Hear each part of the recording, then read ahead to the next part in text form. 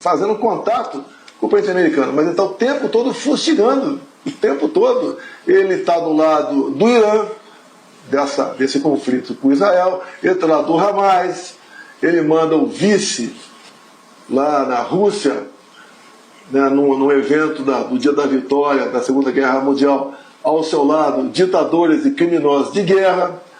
Ou seja, ele defende junto ao BRICS que o padrão dólar deixe de existir. O próprio Trump falou, se o padrão dólar já existia, é como se nós tivéssemos perdido uma guerra mundial. E o Lula o tempo todo fustiga. Ele é o responsável por que está acontecendo. Se eu fosse presidente, pode ter certeza que essa questão tarifária seria acertado em umas condições parecidas que foi acertado com a Argentina. A Argentina, 80% dos seus produtos não serão taxados. Os 20% em torno de 10%. Ou seja, como o governo não tem contato, é que pode. Estamos aí há 6 meses do governo Trump. O governo brasileiro ainda não foi nos Estados Unidos, um grande país como o Brasil. O próprio nosso aqui, ministro das Relações Exteriores, ainda não conversou com o Marcos Rubio, que é o seu contraparte nos Estados Unidos. Ou seja, o Brasil está, o governo Lula, se aproximando de ditaduras. E deve mais sanção aí. Não venha me culpar de novo. Trump falou, quem estiver comercializando petróleo com a Rússia vai ser taxado em 100%. A negociação de diesel com a Rússia foi comigo antes da invasão da Ucrânia. O Brasil precisava de óleo diesel, porque o Lula lá atrás começou a fazer 3 refinarias, enterrou aí em torno de 90 bilhões de reais e não fez nenhuma. Tá? Então tínhamos acertado mais ainda. Talvez, eu já ouvi fumaça, que o Brasil importa fertilizantes da Rússia. Eu, no período pré-guerra, fui na Rússia e negociei com o Putin. Tanto é que 30 dias depois, em torno de 27 navios vieram para cá com fertilizantes. O nosso agro não sofreu com esse problema, que o agro sem fertilizante perde a competitividade. Presidente, mas sobre estratégia e popularidade, o senhor não acha que esse anúncio de Trump da taxação acabou se virando contra o senhor? Lula cresceu um pouco na popularidade, a população, segundo as pesquisas, são contra essa interferência dos Estados Unidos, e Lula trouxe para ele o discurso da defesa da soberania nacional, de defesa da pátria, um discurso que era tido como da direita ou do bolsonarismo. Como é que o senhor está vendo isso? O senhor não acha que foi um tiro que saiu pela culatra, não? Um país sem economia não tem soberania. Cada vez mais o comércio está se direcionando apenas para a China. Essas medidas do governo Lula aqui, de peitar o governo americano, o dinheiro do Brasil está indo embora. Com essa história de ricos contra pobres, isso, um pouco mais de 20 anos atrás, a França fez isso daí. O dinheiro foi para a Rússia. Aqui é a mesma coisa. Ninguém mais está pensando com seriedade em investir no Brasil. Eu acompanho os cadernos de economia nossa e poucas pessoas estão investindo no Brasil. O dinheiro está indo para outros países, onde tem uma segurança jurídica. Aqui você não tem. Estamos cada vez mais dependendo do comércio com a China. E a China é um país, como todos os países, né? Tem interesses. Nós estamos perdendo a nossa soberania na economia, dado as posições do Lula, que fica até agora falando, vou comer jabuticaba. Ele é tão ignorante que é chupar jabuticaba, né? Vou comer jabuticaba com o Trump, que você acorda com bom humor. Há poucos meses ele falou que ia resolver a guerra da Ucrânia com a Rússia tomando cerveja no botequim com o Putin. Ou seja, espera o que de um cara como esse? Nada. Nada. Mas ele puxou o discurso da soberania para ele. Mas olha as consequências políticas. Eu e o Eduardo temos nada a ver com 50% do tarifaço. Nada a ver. Nada a ver. Exatamente nada. Tá? É decisão do presidente Trump. E se o governo brasileiro não buscar negociação, vai entrar em vigor esse tarifaço dia 1º de agosto. E todo mundo vai perder. Não é apenas o agro que exporta ou alguns empresários, né? Ou os exportadores. Todos nós perderemos. Presidente, o senhor não vai poder entrar em contato com o Eduardo Bolsonaro, né? O filho do senhor que estava nos Estados Unidos. O pai não poder conversar com o filho, nunca vi isso. Como é que vai ser isso, sim? Já caiu a ficha, o senhor já entendeu a situação? Com a esposa dele, minha nora. Que no documento da PF eu não posso, com terceiros, buscar um contato com meu filho. Então eu acredito que eu não posso nem falar com a minha nora.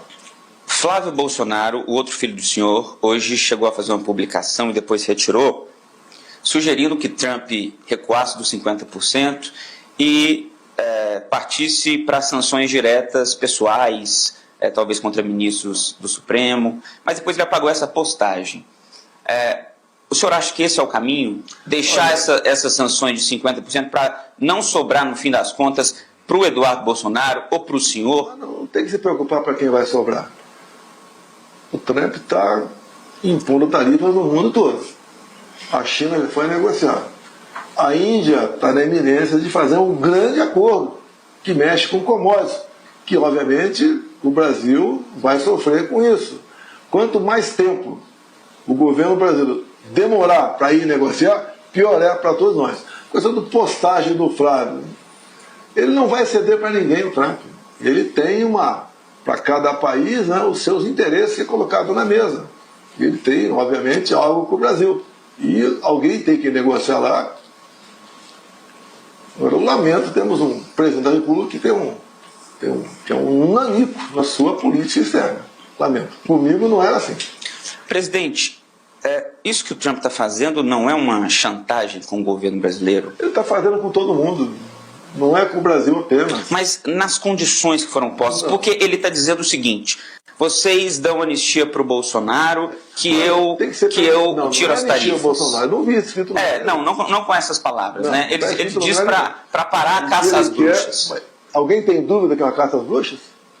Quando há uma tentativa de golpe, ou um golpe em qualquer lugar do mundo, em poucos minutos você fica sabendo aqui no Brasil. Um colega meu de Israel, conversei com ele outro dia, ele perguntou que golpe é esse que o Mossad não estava sabendo. Golpe foi dado, tirando o Lula da cadeia, anulando todos os processos, porque quem tem duas condenações em duas instâncias fica inelegível, e depois colocando na cadeira presidencial. Um trabalho feito pelo sistema brasileiro. Ninguém tem dúvida disso. Eu me elegi presidente em 2018, um aborto da natureza. Sofri sim uma tentativa de assassinato. E sofro até hoje. Por isso é como o Trump sofreu lá, um tiro que pegou na orelha dele. E o Brasil aqui, tá? Até o país do primeiro mundo, eu vi um conceituado jornal aí, europeu, dizendo, fazendo meia-culpa, que eles erraram apoiando o Lula. Porque o que chegou fora do Brasil, graças ao trabalho da imprensa, a nossa parcial aqui no Brasil, que eu era uma ameaça à democracia. Passei 4 anos dentro das 4 linhas. Sofria pelo menos uma vez por semana uma ação do Supremo contra o nosso governo. E o nosso governo terminou 22 superavitado em 54 bilhões de reais. Criamos o PIX, que agora está dando uma certa confusão por aí, né? E criamos o PIX, que é algo que nenhum país do mundo tem. E hoje em dia você não consegue ver sem isso. Você transfere recursos para lá, para cá, a custo zero, de forma instantânea. Os banqueiros e quem operava cartões perderam em torno de 20 bilhões de reais com o PIX. Nós não taxamos o PIX. Fizemos muita coisa pelo Brasil. E o que eles temem é uma volta minha. Lógico, deve estar mais difícil, porque eu estou sendo julgado e investigado com parcialidade. E agora, querem me tirar não só da disputa eleitoral, como de eu participar como cabo eleitoral das eleições do ano que vem. O senhor espera sanções amorais? O senhor trocaria sanções ao governo brasileiro por sanções amorais? Quem sou eu para te falar isso aí? Não existe um contato meu com o Trump sobre o que está acontecendo no Brasil. Mas existe, ele tem uma profunda consideração comigo e eu tenho com ele. Por ocasião da sua posse, ele convidou apenas 4 chefes de Estado e eu, que era ex-chefe de Estado. Não fui porque o Alexandre de Moraes não liberou meu passaporte.